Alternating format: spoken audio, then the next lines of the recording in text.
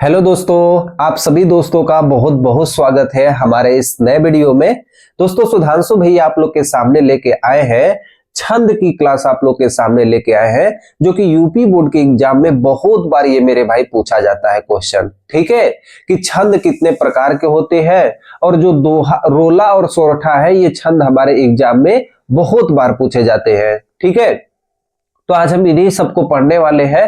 तो एक ही बार हम अपनी वीडियो को शुरुआत करते हैं। देखिए दोस्तों, छंद का मतलब होता है बंधन। बंधन का मतलब जैसे शादी कोई कर लेता है तो दोनों आपस में क्या होते हैं, बंध जाते हैं। ठीक है, तो जब हम काव्यों को मात्राओं के अनुसार जब हम बांध लेते हैं, वो हमारा क्या कहलाता है दोस्तों, छंद कहलाता है। ठीक है, देखिए छंद से संबंधित कई सारे क्वेश्चंस हैं जो हमारे यूपी बोर्ड के एग्जाम में दोस्तों पूछे जाते हैं। पहला देखिए, हमें ये जानना है कि जो छंद के अवयव होते हैं वो कितने होते हैं दोस्तों, 7 होते हैं। ठीक है, छंद के अवयव कितने होते हैं, अवयव का मतलब अंग होते हैं। छंद के अंग कितने होते हैं दोस्तों, 7 होते हैं। जैसे हम लोग के अंग, शरीर में कितने अंग होते हैं, जैसे आंख हो गया, कान हो गए, नाक हो गया। ठीक है, आंख हो गया, कान हो गए, नाक हो गए, मुंह हो गया, तो ये सब शरीर के अंग है। ठीक है, उसी तरीके से दोस्तों छंद के जो अंग होते हैं वो टोटल 7 अंग होते हैं। तो जब हम कोई काव्य पढ़ते हैं ना, तो उसमें टोटल 7 अंग होते हैं। जैसे देखिए कौन कौन से वो अंग होते हैं। पहला तो छंद में मात्रा होनी चाहिए, अगर वो छंद है तो वर्ण होना चाहिए, अगर वो छंद है तो उसमें गति भी होनी चाहिए, अगर वो छंद है तो उसमें यति भी होनी चाहिए, अगर वो छंद है तो उसमें तुक भी होना चाहिए, गढ़ भी होना चाहिए, चरण भी होना चाहिए। तो ये सातों चीज आपको किसी न किसी काव्य में आपको जरूर मिलेगा। ठीक है दोस्तों, जैसे देखिए जब अब हम कोई काव्य पढ़ते हैं तो वहां पे काव्यों में आपको मात्राएं देखने को मिलेंगी। मात्रा क्या होती है मेरे भाई, जैसे हम लोग लिखते हैं, जैसे हम लोग दोस्तों लिखते हैं अ,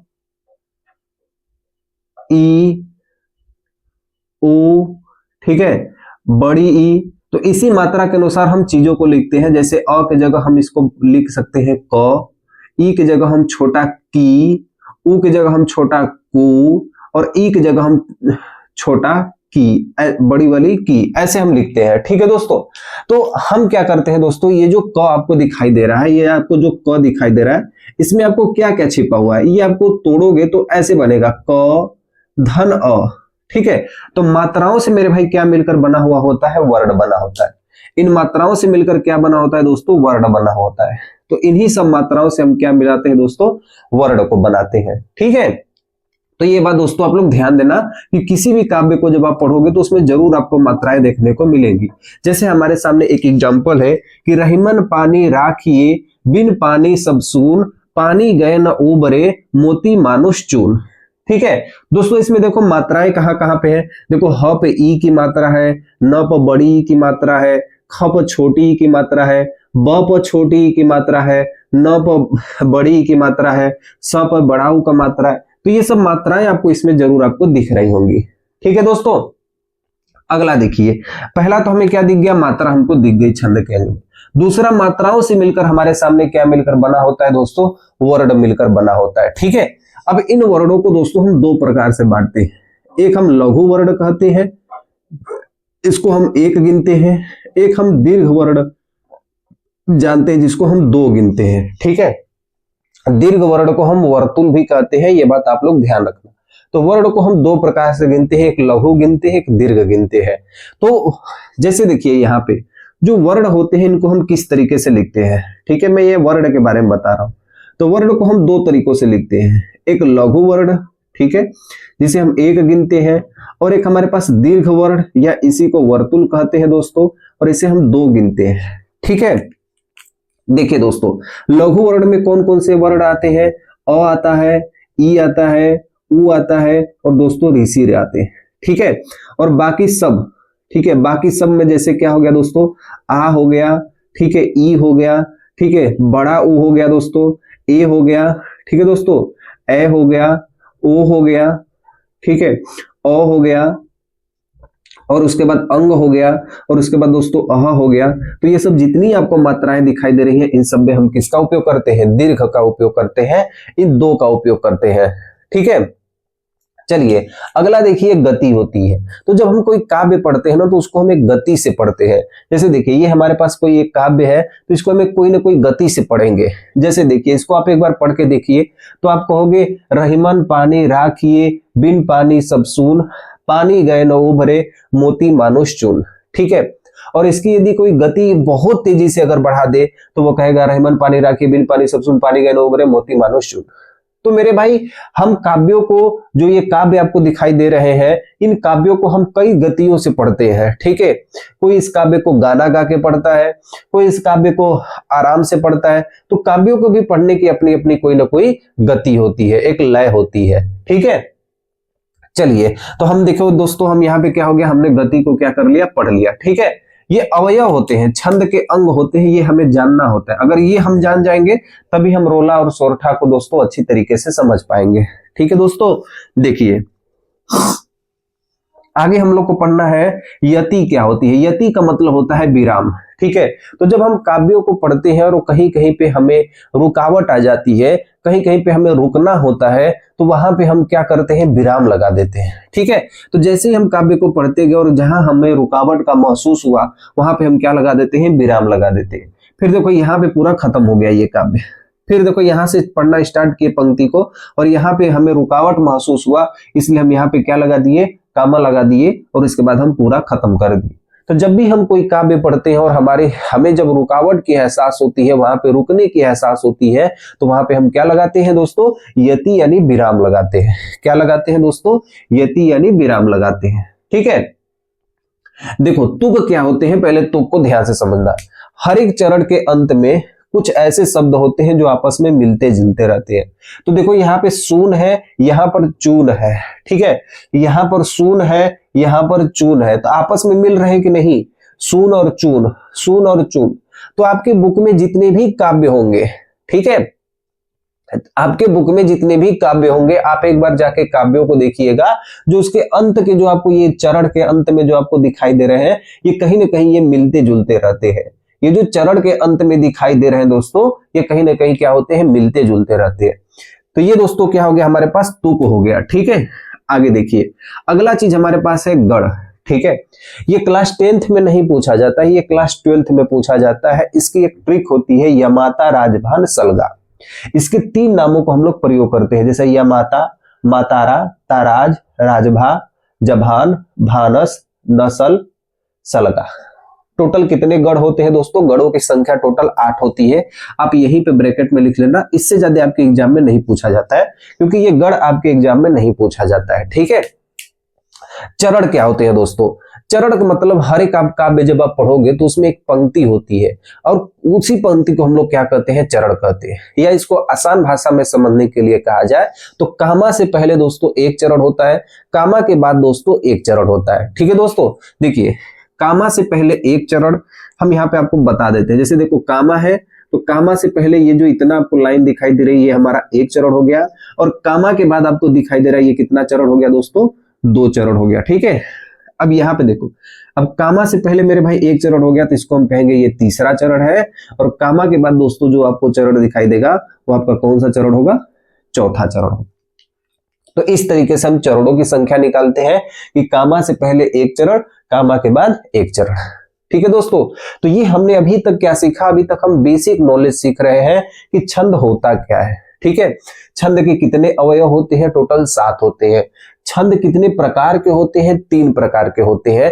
पहले हम 3 प्रकार के बारे में समझेंगे और उसके बाद मेरे भाई एक बात ध्यान रखना, आपको कोई भी एग्जाम में परिभाषा याद करने की जरूरत नहीं होगी, सुधांशु भैया का आपसे वादा है। ठीक है दोस्तों, देखिए ये जो छंद है ना, इसका दूसरा नाम पिंगल है। ठीक है, ये आप लोग नोट कर लेना, जो छंद है ना मेरे दोस्त, इसका जो दूसरा नाम है, इसका क्या नाम है दोस्तों, पिंगल है। छंद का दूसरा नाम क्या है, पिंगल है। ये मैंने आपसे क्या कहा था दोस्तों कि जितने भी लघु मात्राएं होती हैं, जितने भी लघु मात्राएं होती हैं उसको हम एक गिनते हैं, और जितने भी दीर्घ मात्राएं होती है, जो इधर वाली मात्राएं होती है, जो इधर वाली मात्राएं होती है दोस्तों उसको हम 2 गिनते हैं, और जो इधर वाली मात्राएं होती हैं, जो इस साइड वाली मात्राएं होती हैं उसको हम 1 गिनते हैं, और इधर वाली मात्राओं को हम लोग 2 गिनते हैं। तो एक बार गिनना मेरे साथ स्टार्ट करना दोस्तों। देखिए यहाँ पे देखो र यहाँ पर अकेला है इसलिए हम इसको कितना गिनेंगे, 1 गिनेंगे। ठीक है, देखो ह पे इधर की मात्रा है इसके लिए इसको हम कितना गिनेंगे, 1 गिनेंगे। ठीक है दोस्तों, म अकेला है इसलिए हम इसको 1 गिनेंगे, न अकेला है इसलिए इसको हम 1 गिनेंगे। ठीक है, देखो प पर किधर की मात्रा है दोस्तों, इधर की मात्रा है। देखो प पर आ है तो दोस्तों किधर की मात्रा है, इधर की मात्रा है, इसलिए इसको हम कितना गिनेंगे, 2 गिनेंगे। ठीक है, देखो यहाँ पे आ लिखा हुआ है कि नहीं लिखा हुआ है, और यहाँ प में क्या जुड़ा हुआ है, आ। देखो पा को मेरे भाई ऐसे आप तोड़ोगे तो कैसे टूटेगा, प धन आ, ऐसे टूटेगा। तो मेरे भाई इसका हम जब बनाएंगे तो इसका कितना बनता है दोस्तों, इसका कितना बनता है, 2 बनता है। ठीक है, तो ऐसे बनाया जाता है। ठीक है, देखो 9 पे किधर की मात्रा है, इधर की मात्रा है, तो कितना बन जाएगा दोस्तों, 2 बन जाएगा। देखो र पर किधर की मात्रा है, इधर की है, तो यहां भी कितना बन जाएगा, 2 बन जाएगा। अब यहाँ पे ख है दोस्तों, अब ख है तो दोस्तों इधर की मात्रा बनेगी, इधर की मात्रा है दोस्तों, तो ऐसे हाथ अपना एग्जाम में कर लेना, और यहाँ पे कितना मात्रा बन जाएगी, ए बन जाएगी। और आप ये जान लेना दोस्तों कि जो ए ऐ ओ औ अंग अह होते हैं, यहां से ए ऐ ओ औ अंग अह, ये सब की सब मात्राओं को कितना हम गिनते हैं, 2 गिनते हैं। ठीक है दोस्तों, देखिए ब पर इधर की मात्रा है इसलिए 1 गिनेंगे। अब देखो 9 पे इधर की ही मात्रा है, देखो एक होता है दोस्तों ये छोटा ऊ, एक होता है दोस्तों बड़ा ऊ, तो इधर वाली मात्रा ये हो गई और इधर वाली मात्रा दोस्तों ये हो गई। तो जब छोटा ऊ होता है दोस्तों, जब छोटा ऊ होता है तो इसके लिए हम लघु का उपयोग करते हैं। हम कितना गिनते हैं दोस्तों, 1 गिनते हैं। ठीक है, आगे देखिए दोस्तों, प पर मेरे भाई यहाँ पर 2 की मात्रा है इसलिए हम यहाँ पे कितना गिनेंगे, 2 गिनेंगे। न पर भी हम 2 गिनेंगे, और देखो यहाँ स और ब अकेले अकेले इसलिए हम 1 गिनेंगे। और देखो 100 में देखो उधर की मात्रा है इसलिए हम यहाँ पे 2 गिनेंगे, और 9 को हम कितना गिनेंगे, 1 गिनेंगे। ठीक है, अब कामा से पहले दोस्तों हम काउंट कर लेते हैं, कामा के बाद काउंट कर लेते हैं। ठीक है दोस्तों, देखिए ध्यान से देखना, बहुत आसान है दोस्तों। एग्जाम में आपको ये जरूर काम आएगा कि किस तरीके से भैया हम रोला और सोरठा के बना के हम पूरे के पूरे नंबर ले ले। ठीक है, चलिए देखिए दोस्तों, हो गया हमारा ऊपर वाला। अब नीचे वाले को दोस्तों एक बार आप अपने से बनाइए, और मैं भी आपके साथ बना रहा हूं। जैसे देखिए पानी का क्या होगा दोस्तों, यहाँ पे 2 बनेगा, यहाँ भी 2 बनेगा, ग का 1 बनेगा। ए हमारा अकेला है, लेकिन हम आपसे कहे हैं कि ए ऐ ओ औ अंग अह इन सब का क्या बनता है दोस्तों, 2 बनता है। ठीक है, न हमारा अकेला इसलिए 1 बनेगा। देखो ऊ बड़ा ऊ है तो इसलिए हम यहाँ पे कितना बनाएंगे, 2 बनाएंगे। ठीक है, ब हमारा अकेला इसलिए ए बनाएंगे। र पर देखो, र पर ऐ की मात्रा है, ये ऐ मतलब ऐ की मात्रा है दोस्तों, तो जब ये बड़ी वाली मात्रा होती है तो हमेशा कितना बनाते हैं, 2 बनाते हैं। ठीक है दोस्तों, देखो म पर इधर की मात्रा है इसलिए दोस्तों यहाँ पे 2 बनाएंगे। त पर इधर की मात्रा है इसलिए दोस्तों हम यहाँ पे 2 बनाएंगे। ठीक है, म पर इधर की मात्रा है, यहाँ पर हम 2 बनाएंगे। न पे छोटू ऊ की मात्रा है इसलिए ए बनाएंगे। अब देखो ये स है, स में कितनी मात्रा है दोस्तों, 1 मात्रा है। ठीक है, और च में बड़ू की मात्रा है इसलिए यहाँ पे 2 बना देंगे, और न हमेरा अकेला इसलिए हम यहाँ पे कितना बना देंगे दोस्तों, न हमेरा अकेला तो यहाँ पे 1 बना देंगे। ठीक है, अब इसको हम काउंट कैसे करते हैं भैया, ये हमको नहीं पता है, तो देखिए दोस्तों इसको किस तरीके से काउंट करते हैं। गिनना स्टार्ट करो। देखो ये जो लघु आपको दिखाई दे रहा है ना, इसको हम 1 गिनते हैं। ठीक है, और जो ये दीर्घ आपको दिखाई दे रहा है इसको हम 2 गिनते हैं। तो मेरे भाई यहाँ पर कितनी कितनी मात्राएं हैं, देखो यहाँ पे 1 2 3 4। अब इसको हम 2 गिनेंगे, 4 2 कितना होता है दोस्तों, 6 6 2 8 9 10 11 12 13। तो यहां से लेके यहां तक कितनी मात्राएं हैं दोस्तों, 13 मात्राएं हैं। ठीक है, यहां से लेके यहां तक कितनी मात्राएं हैं, 13 मात्राएं।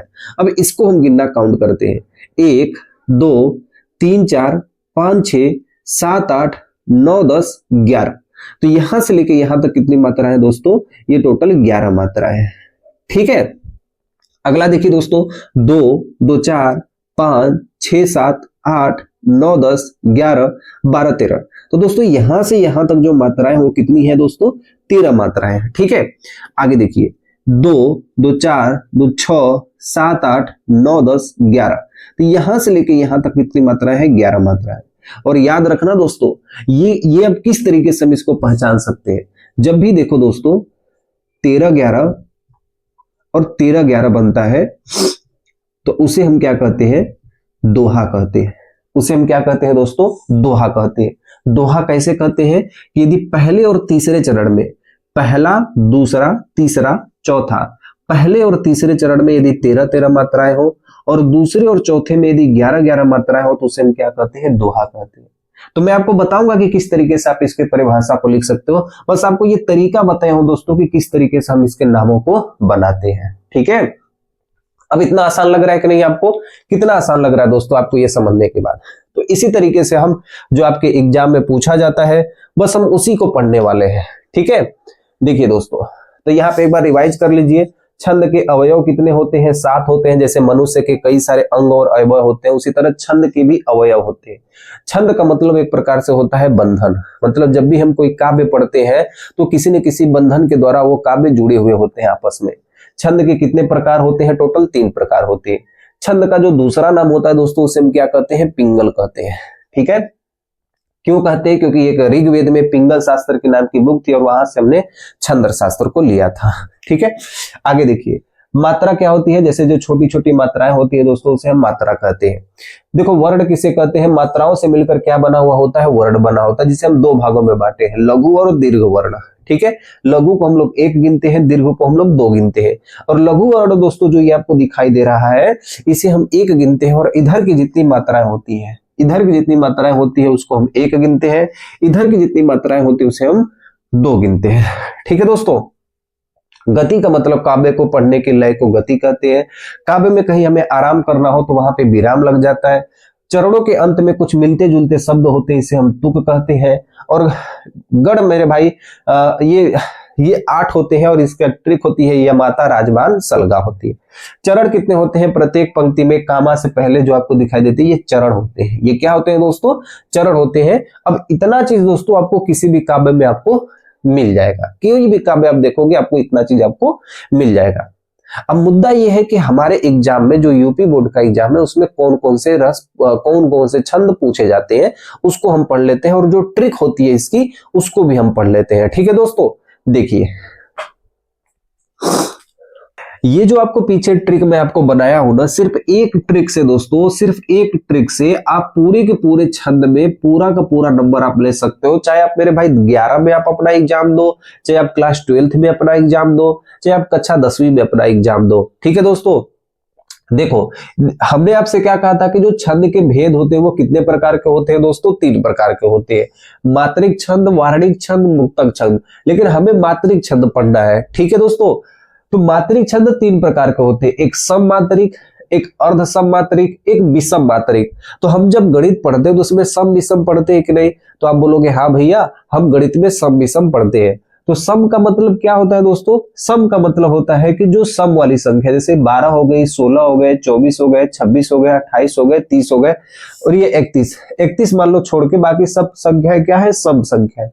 तो इसे हम कहाँ रखे हैं दोस्तों, इसे सम मात्रिक में रखे हैं। ठीक है, बाकी देखो यहाँ पे कुछ ऐसे मतलब आते हैं जैसे बरबे हो गए, दोहा हो गए, सोरठा हो गए, उल्लाला हो गए, ये सब अर्ध सम मात्रिक छंद है। मतलब कुछ सम होंगे, कुछ विषम होंगे, कुछ सम होंगे, कुछ विषम होंगे।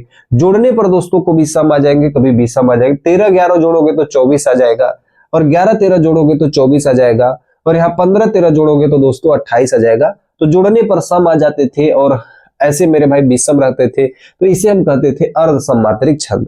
और एक हमारे पास हो गए विषम मात्रिक छंद, जैसे कुंडलियां हो गए और छप्पे हो गए। ठीक है दोस्तों, अब रही बात यह है कि हम किस तरीके से इसको याद करेंगे। याद करने की दोस्तों एकमात्र ट्रिक है, बस इसे ध्यान से देखना। ठीक है दोस्तों, कहीं अपना ध्यान मत लगाना, जैसे मैं आपसे कह रहा हूं वैसे इसे याद करना, आपको देखो याद हो जाएगा। मान लो आप क्लास 10th में पढ़ रहे हो और आपके क्लास 10th में दोस्तों कौन कौन सा दिया है, ये देखो रोला दिया है, ठीक है, और ये सोरठा वाला दिया है। ये क्लास 10th में दिया है दोस्तों, रोला दिया है और सोरठा दिया हुआ है। ठीक है दोस्तों, देखिए कैसे आप इसे याद करोगे। जैसे देखिए आप ऐसे याद करना, रोला एक सम मात्रिक छंद है, यस या नो। ऐसे देखो दोस्तों, रोला एक सम मात्रिक छंद है, इसमें 4 चरण होते हैं, प्रत्येक चरण में 24-24 मात्राएं होती हैं। फिर से सुनो दोस्तों, कैसे आप इसे याद करोगे। रोला एक सम मात्रिक छंद है, इसमें 4 चरण होते हैं, प्रत्येक चरण में 24-24 मात्राएं होती है, उसे हम रोला कहते हैं। अगर मान लो आपके एग्जाम में क्या दे दिया, गीतिका दे दिया, तो कैसे आप परिभाषा बनाओगे? गीतिका एक सममात्रिक छंद है, इसमें 4 चरण होते हैं, प्रत्येक चरण में 26-26 मात्राएं होती है, उसे हम गीतिका कहते हैं। यस या नो? आगे देखो, हरि गीतिका का परिभाषा लिखना होगा तो कैसे लिखोगे? हरि गीतिका एक सममात्रिक छंद है, इसमें 4 चरण होते हैं, प्रत्येक चरण में 28-28 मात्राएं होती हैं, इसे हम हरि गीतिका कहते हैं। तो इस तरीके से दोस्तों आप परिभाषा खुद से बना सकते हो जब आपको एग्जाम में नहीं समझ में आएगा तो। ठीक है, आप ऐसे भी लिख दोगे ना, 1 2 3 चीज को भी आप लिख दोगे दोस्तों ना, ये 4 चीज को भी आप लिख दोगे तो आप इसको बना सकते हो। आप ये बात ध्यान देना, मैं आपको लिखवाऊंगा लेकिन आप खुद से बना सकते हो। ठीक है दोस्तों, आगे देखिए, यहां पर देखिए दोस्तों, ये क्या है हमारे पास? अर्ध सममात्रिक छंद है। ठीक है, अर्ध सममात्रिक छंद है, इसमें कुल चरणों की संख्या दोस्तों यहाँ पे 4 होगा। ठीक है, अब देखिए इसकी परिभाषा हम किस तरीके से, तो देखो दोहा क्या है? दोहा में मेरे भाई 13-11 होता है। ठीक है, याद रखना, दोहा में क्या होता है? 13-11 क्या होता है? अब भैया ये 13-11 क्या होता है हमको बताइए। तो मेरे भाई ये चरणों की संख्या है। जैसे देखो, हमने आपसे क्या कहा था कि ये पहला चरण हो गया। ठीक है दोस्तों, ये हमारा दूसरा चरण हो गया कामा के बाद, अभी ये हमारा तीसरा चरण हो गया, और ये हमारा दोस्तों चौथा चरण हो गया। ठीक है, तो कहने का मतलब यह है दोस्तों कि यदि पहले चरण में 13 मात्राएं हो जाए और दूसरे चरण में 11 मात्राएं हो जाए, फिर तीसरे चरण में 13 मात्राएं हो जाए और चौथे चरण में 11 मात्राएं हो जाए, तो पहले और तीसरे में यदि 13-13 मात्राएं हो और दूसरे और चौथे में यदि 11-11 मात्राएं हो, तो वैसे वैसे काव्यों को हम क्या कहते हैं दोस्तों? दोहा कहते हैं। जैसे अभी हम पिछले लिखे थे, रहीमन पानी राखिए बिन पानी सब सुन, पानी गए न उबरे मोती मानो चून। ठीक है दोस्तों, देखिए तो हम सोरठा की परिभाषा कैसे लिखेंगे? सोरठा एक अर्ध सममात्रिक छंद है। ठीक है, देखिएगा आपके बुक में इसी तरह लिखा होगा, या दोहे का उल्टा रूप सोरठा कहलाता है। इसका उल्टा है कि नहीं दोस्तों? यहाँ पे देखो 13-11 है, यहाँ पे 11-13 है। यस या नो? तो उसी तरीके से देखिए दोस्तों, दोहे का उल्टा रूप सोरठा कहलाता है। ठीक है, दोहे का उल्टा रूप सोरठा कहलाता है। सोरठा एक अर्ध सममात्रिक छंद है। सोरठा में 4 चरण होते हैं, प्रत्येक चरण में पहले और तीसरे चरण में 11-11 मात्राएं, दूसरे और चौथे चरण में 13-13 मात्राएं होती है, इसे हम सोरठा कहते हैं। फिर से सुनिए दोस्तों, सोरठा एक अर्ध सममात्रिक छंद है, इसमें 4 चरण होते हैं, पहले और तीसरे चरण में 11-11 मात्राएं, पहले और तीसरे चरण में दोस्तों 11-11 मात्राएं, दूसरे और चौथे में दोस्तों 13-13 मात्राएं होती है, उसे हम क्या कहते हैं दोस्तों? सोरठा कहते हैं। क्या कहते हैं दोस्तों? सोरठा कहते हैं। तो दोस्तों देखो, लिखना तो हमें ये सारा चीज है, लेकिन क्या हम इन सबका परिभाषा याद करें? तो बिल्कुल नहीं याद करना है। ठीक है, हम क्लास 10th का यूपी बोर्ड का दोस्तों एग्जाम देने वाले हैं, तो सिर्फ हम वही याद करेंगे जो हमारे एग्जाम में आएगा। जैसे हम रोला को याद करेंगे और हम सोरठा को याद करेंगे। ठीक है, रोला और सोरठा को याद करेंगे। तो मैं आपको रोला और सोरठा आपको लिखवा देता हूं, ये रोला और सोरठा आपको लिखवा देता हूं दोस्तों, और वही आप दोस्तों इसे याद करिएगा और वही से आपका पूरा का पूरा नंबर आपको मिल जाएगा। ठीक है दोस्तों, समझ में आ गया इतना? तो रोला और सोरठा मैं आपको लिखवा देता हूं, आप उसे पूरा पढ़िएगा और उसी से अपना एग्जाम दीजिएगा। ठीक है, चलिए देखिए, तो हम यहाँ पे लिखना स्टार्ट करते हैं दोस्तों रोला। आप भी मेरे साथ लिखिएगा। ठीक है दोस्तों, देखिए किस तरीके से आप लिख सकते हैं। रोला एक सममात्रिक छंद है। ठीक है, रोला एक सममात्रिक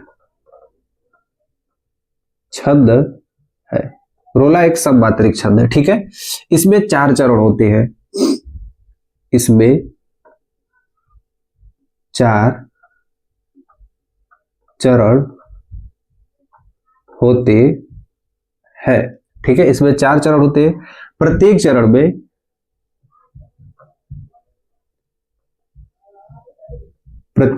में ठीक है कितनी मात्राएं होती है दोस्तों? 24-24 मात्राएं होती है। 24-24 मात्राएं होती है। ठीक है, 11 और 13 मात्राओं पर यति और विराम लगा हुआ होता है। ठीक है, 11 और 13 मात्राओं पर विराम लगा हुआ होता है। ठीक है, मात्राओं पर यति मतलब विराम लगा होता है। ठीक है दोस्तों, देखिए अब रोला की हम उदाहरण को हम लिख लेते हैं यहाँ पे, जो हमारे बोर्ड एग्जाम में सिर्फ आपको लिखना है, एक ही याद करना है और एक ही आपको लिख देना है। ठीक है, चलिए देखिए। ठीक है, देखो ये रोला का मेरे भाई एग्जाम्पल है। ठीक है, ये आपको उदाहरण एग्जाम में लिखना होगा, तभी आपको वो पूरा का पूरा नंबर आपको मिलेगा दोस्तों। ठीक है, देखो जो को हम क्या लिखेंगे, 2 लिखेंगे, क्योंकि यहाँ पे बड़ी मात्रा है। ज अकेला इसलिए 1 लिखेंगे, ग अकेला इसलिए 1 लिखेंगे, ह पर छोटी की मात्रा इसलिए हम 1 लिखेंगे। ठीक है दोस्तों, त अकेला इसलिए 1 लिखेंगे, प भी अकेला इसलिए 1 लिखेंगे, र भी अकेला इसलिए 1 लिखेंगे।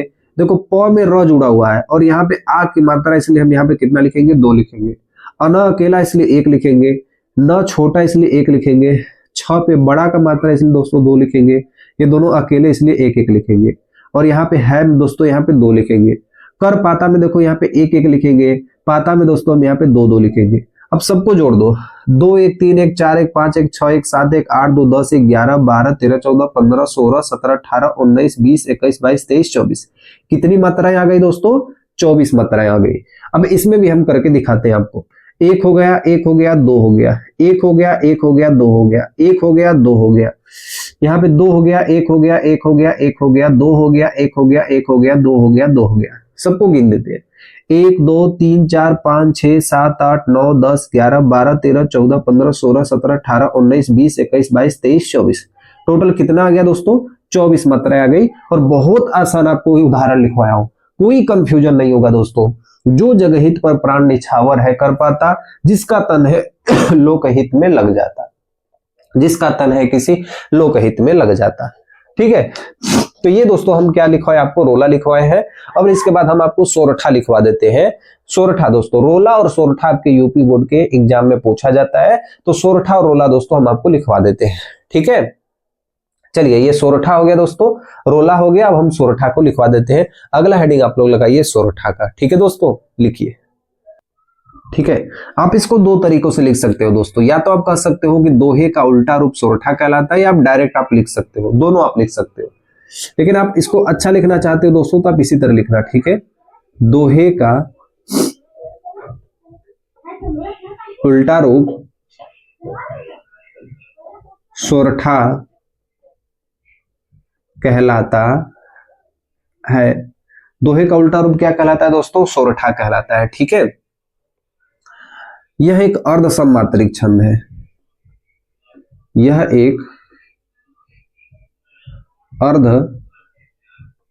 सममात्रिक छंद है। ठीक है, इसके पहले और तीसरे चरण में 11-11 मात्राएं होती है। इसके पहले व तीसरे चरण में 11-11 मात्राएं होती है, तथा दूसरे और चौथे चरण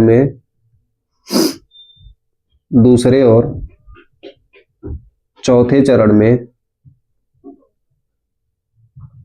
13-13 मात्राएं होती हैं। कितनी होती है दोस्तों, 13-13 मात्राएं होती है। उदाहरण हम यहाँ पे लिख देते हैं आप लोग के लिए दोस्तों। ये हो जाएगा नील सरोरुह, देखो यहाँ पे छोटा हुआ है। ठीक है, तो 1-1 बनाएंगे। श्याम, तरुण, अरुण, वारिज, यहाँ पे देखो बा में बड़ा है इसलिए 1-2 बनाएंगे। और नयन। ठीक है दोस्तों, एक बार गिन देते हैं इसको। 2 1 3 1 4 5 6 7 8 9 10 11। तो यहाँ पे कितनी मात्रा है, 11। 1 2 3 4 5 6 7 8 9 10 11 12 13। यहाँ पे कितनी है, 13 मात्रा है। इसको भी गिन देते हैं। करऊ, सोम, उर, धाम। गिन दो दोस्तों, 1 2 3 4 5 6 7 8 9 10। यहाँ पे सोमम है। ठीक है, तो यहाँ पे 2 बनेगा। 1 2 3 4 5 6 7 8 9 10 11। तो यहाँ पे कितना होगा दोस्तों, 11 होगा। ये होगा सदा, क्षीर, सागर, शयन। 1 2 3 4 5 6 7 8 9 10 11 12 13। टोटल कितनी मात्रा हो गई, 13 हो गई। तो जब 11-13 होती है, वो क्या कहलाती है, सोरठा कहलाती है। क्या कहलाती है दोस्तों, सोरठा कहलाती है। ठीक है, समझ में आया। तो इतना मेरे भाई, आपको एग्जाम में आपको इतना बस लिखना है, रोला और सोरठा आपको लिखना है। और मैं जो आपको बेसिक कंसेप्ट से लेकर स्ट्रॉन्ग तरीके से आपको समझाया हूं दोस्तों, इससे आपके पूरे के पूरे नंबर आपको मिल जाएंगे। ठीक है, समझ में आया ना दोस्तों। तो इतना दोस्तों आप लोग को करना है और इसके बाद हम आपसे मिलेंगे अगली वीडियो में। तब तक के लिए इजाजत दीजिए ताकि मैं अपना अगला वीडियो बना के आप लोग के सामने लेके आऊं। ठीक है, तो ख्याल रखना अपना, मिलूंगा आप लोग से अगले वीडियो में। तब तक के लिए जय हिंद, सेवा समाप्त। ठीक है दोस्तों, चलिए।